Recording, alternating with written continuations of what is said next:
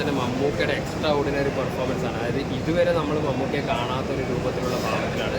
അതായത് നമുക്ക് ട്രെയിലറിൽ തന്നെ മനസ്സിലായി ഒരുപാട് സ്ത്രീകളുമായി ബന്ധം പുലർത്തുന്ന ഒരു സീരിയൽ കില്ലർ ആ ഒരു രൂപത്തിലുള്ള ക്യാരക്ടറാണ്. അത് മാനറിസത്തിലൂടെ മമ്മൂക്ക അടിച്ചു പൊളിച്ചിരിക്കുകയാണ്.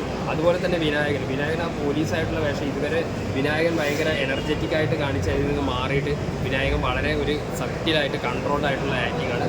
എടുത്തു പറയേണ്ടത് തന്നെയാണ് മമ്മൂക്കയുടെ മാനേഴ്സ്, ആ ഒരു ജെന്റിൽമാൻ ഇമേജ് അതൊക്കെ പൊളിച്ചിട്ട് മമ്മൂക്ക വേറെ രീതിയിലാണ് ഇതിനകത്ത് പെർഫോം ചെയ്തിരിക്കുന്നത്. അത് ഓരോ നടിമാരുടെ കൂടെ കാണുമ്പോൾ വേറെ വേറെ രീതിയിലുള്ള എക്സ്പ്രഷനും അതൊട്ടും ആ സൈക്കോ എന്നുള്ള രീതിയിൽ ഒട്ടും ഓവറാവാതെ തീർത്തും ഞെട്ടിച്ചിരിക്കുകയാണ് കാണുന്ന പ്രേക്ഷകർ. ഇത് നമ്മൾ മുമ്പ് കണ്ടിരിക്കുന്ന മമ്മൂക്ക തന്നെയാണോ എന്ന് സംശയിക്കുന്ന രീതിയിലുള്ള ഭാവമാറ്റങ്ങളാണ് സിനിമയിൽ വരുന്നത്. അത് സിഗരറ്റ് വെച്ചിട്ടുള്ള ഒരു സംഭവങ്ങളൊക്കെ ഉണ്ട്, അതൊക്കെ അതിഗംഭീരമായിട്ട് വന്നിട്ടുണ്ട്.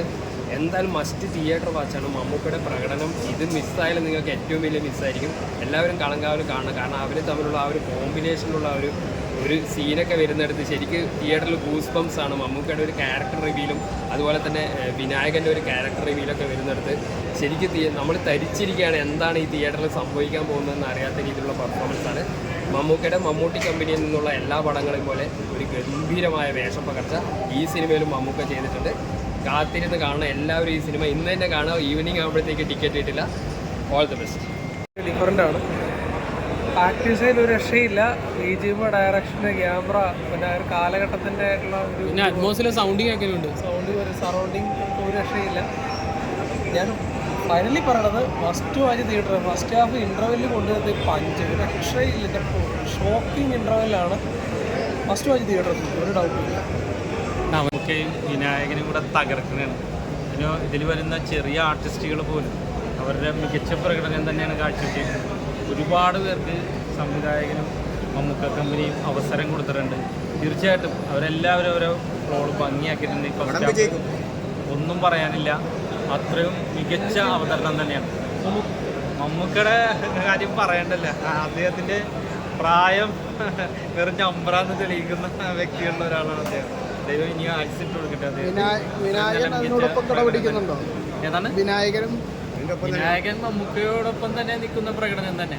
അദ്ദേഹവും മികച്ച താരമാണെന്നുള്ളത് നമുക്ക് ഒരുപാട് ചിത്രങ്ങളിൽ അന്യഭാഷയിലും പോയിട്ട് അദ്ദേഹത്തിൻ്റെ പ്രകടനം, അദ്ദേഹം നടത്തിയിട്ടുള്ള ജയിലർ 2 പോലുള്ള രജനീകാന്ത് ചിത്രത്തിൽ പോലും രജനീകാന്തിനെയും കാട്ടി മുകളിൽ നിൽക്കുന്ന പ്രകടനം നടത്തിയ ഒരു വ്യക്തിയാണ് വിനായകൻ.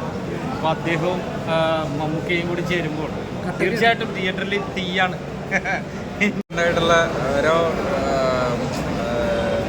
മൊമെൻറ്റ്സ് ഇതിനകത്ത് ഭയങ്കര ഇൻട്രസ്റ്റിംഗ് ആണ്. ആക്ടിങ് പിന്നെ പടം ഒരു സസ്പെൻസ് രീതിയിലാണ് പോയിക്കൊണ്ടിരിക്കുന്നത്. അത് എന്താവുന്നുള്ളത് നമ്മൾ എക്സൈറ്റഡ് ആണ്. അതായത് വിനായകനും മമ്മൂട്ടിയും കൂടെ ഒന്നിക്കുന്ന ആ ഒരു ഇൻ്റർവൽ പഞ്ചിലാണ് നമ്മളെ ഹരം പൊളിച്ച് നിർത്തിയിരിക്കുന്നത്. മമ്മൂക്കയുടെ മൊമെന്റ്സ് ഒക്കെ എങ്ങനെയുണ്ട് ശരിക്കും? മമ്മൂട്ടിയുടെ അഭിനയം ഒരു രക്ഷയില്ല, അത് പറയാതിരിക്കാൻ വയ്യ. അതായത് ഇതിനകത്ത് ഒരു സീരിയൽ കില്ലിംഗ് മോഡലാണ് മമ്മൂട്ടിയുടെ ക്യാരക്ടർ പോകുന്നത്. അപ്പോൾ ഓരോ ഫീമെയിലായിട്ടുള്ള ക്യാരക്ടറിൻ്റെ എടുത്തുമ്പോൾ മമ്മൂട്ടിയുടെ ഓരോരോ രീതിയിലുള്ള എക്സ്പ്രഷൻസ് അഭിനയങ്ങളുമാണ് ഇതിനകത്ത് കാണാൻ. അത് തന്നെ ഇങ്ങനെ കണ്ടിരിക്കാം.